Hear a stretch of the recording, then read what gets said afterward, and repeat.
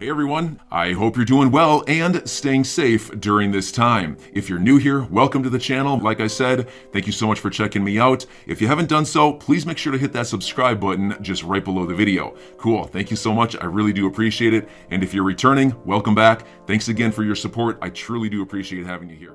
If you are an XRP holder, make sure you press that like button and let me know down below if you are still excited about the Ripple v SEC lawsuit. I know it takes a very long time. It has taken a very long time and it's still not finished, but I think the wait will be worth it. For any of these XRP holders out there, any of you, I think it'll all be worth it, because remember, first is going to be the Ripple v SEC lawsuit that's going to be over, which will basically have XRP being a non-security, which will allow for a lot of exchanges to relist it again, under which Coinbase. And then after that, I think the XRP run is going to be related to or regarding the usage of the actual XRP currency at that point. Right now, however, we're just looking at these intermediary pieces. Again, the lawsuit is by far the most important factor to the XRP/Ripple price.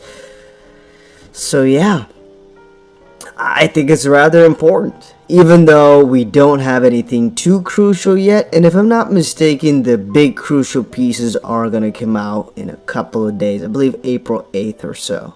Having said that, here's our first piece. Ripple responds to the SEC's motion regarding the redactions and relies on the SEC's representations and the court's review to determine whether the redacted portions expressly reflect the author's own thinking or reflect deliberations or communications among SEC staff during the meeting.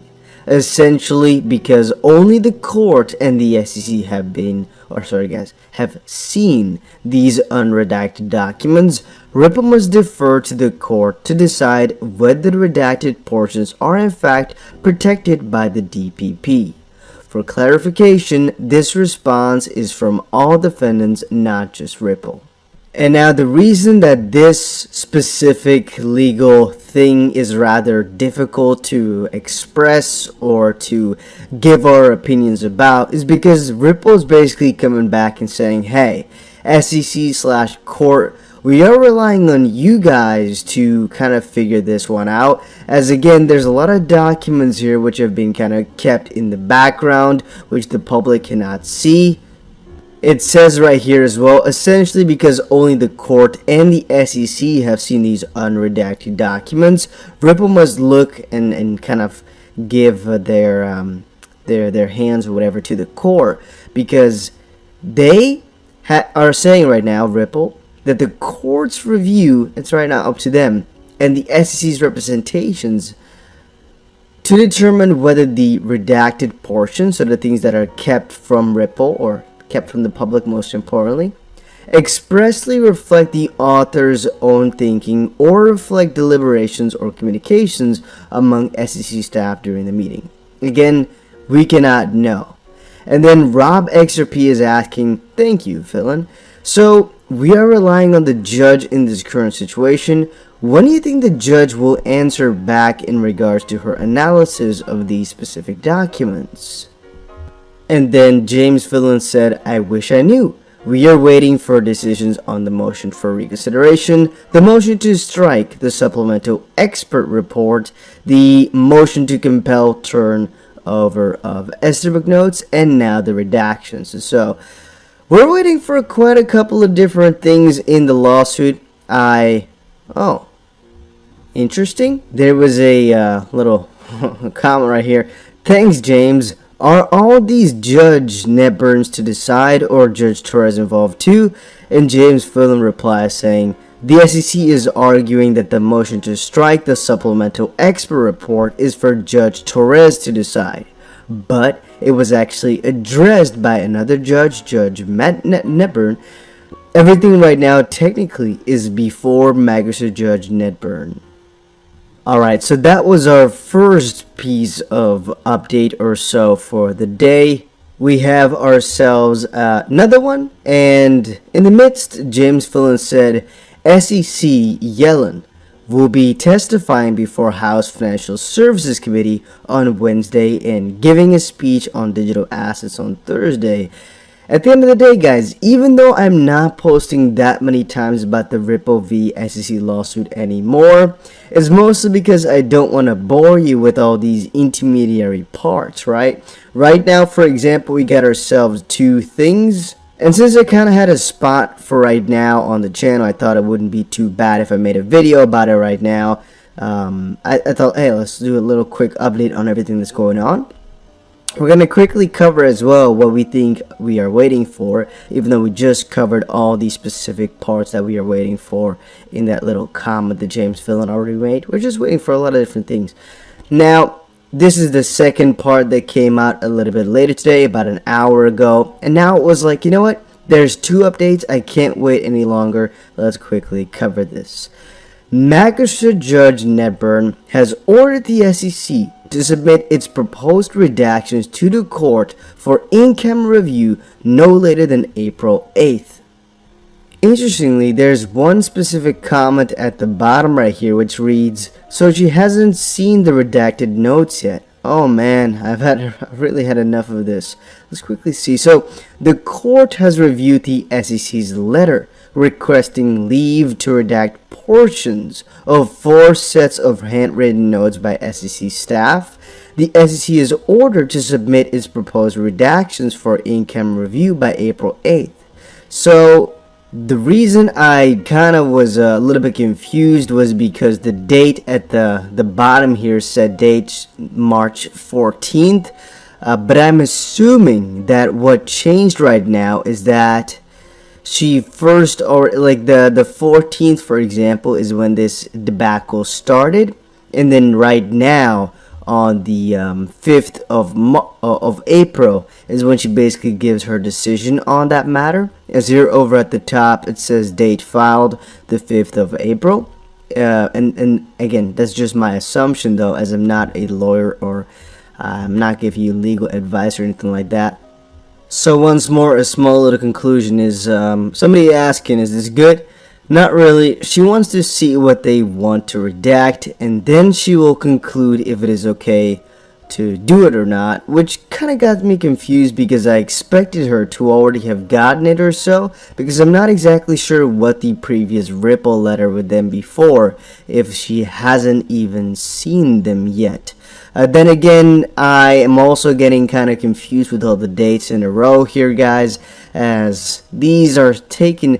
It's been taking so long that I'm just starting to kind of put things out of order nowadays. If you guys remember correctly, about a year ago, we've been covering it for half a year, but I was on it every single day because there were like not so much depositions, but like these hearings every week, and we were just excited every single day to cover the next big piece in the lawsuit. But right now it's like, well, we're just waiting for the next big phase, and there's all these intermediary things of documents and discussions, but generally speaking, it takes a couple of weeks for the next thing to come out.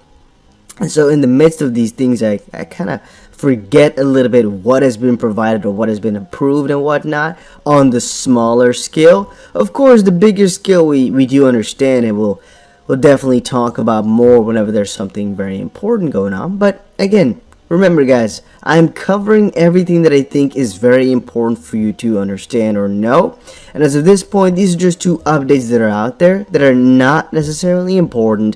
What is important though is that April 8th, it's a big deadline. And I guess most importantly to understand is that everything is gonna coming in but slowly, and the major decisions have not yet been made. The major decisions are mostly regarding, was the William Hinman speech an opinion, and everything surrounding that, basically everything surrounding the notes that lawyers took. For example, the specific Hinman emails is still a little bit of a point of discussion. The fact that Ripple has still not gotten any information from the SEC regarding whether or not XRP is a security or not in their own analysis. and whether or not whatever they thought themselves matters. Those are the points which we're kind of fighting and facing right now. We still have yet to face major decisions on those, and so I'll cover it when we get a major update in that regard, but right now it's not that day just quite yet. Having said that, I of course have also been gathering data just from over on Twitter.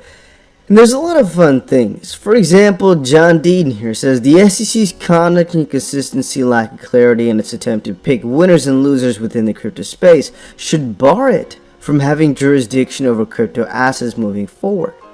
As Brian Quinten said, haha, someone is starting to lose control of the narrative when they publicly call for coordination, which is kind of funny. We also have Stuart Alrody over Ripple. So let me get this straight. Chair Gensler isn't a lawyer, but he once visited a law library? Kind of. And then we have the Ripple v SEC Saga episode of McContent's program, The Blockchain Life with John Deaton. It's just something you might want to check it out.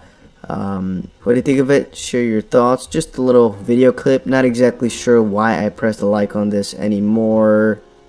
And yeah, I gotta give a quick little word to Nicola here, who just says, man, I just want this stuff to be over. I don't mind losing my money at this point, just to stop looking at this news every single day.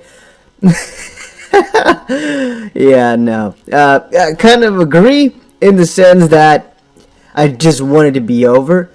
But there's two other parts. One is this pleasure in tranquility. I'm not sure if that's the right way to say it, but basically I feel this sort of pleasure in just knowing that I can buy something cheap, which I'm almost guaranteed to make money on in a little while. Kind of gives me some satisfaction. Yeah, it does.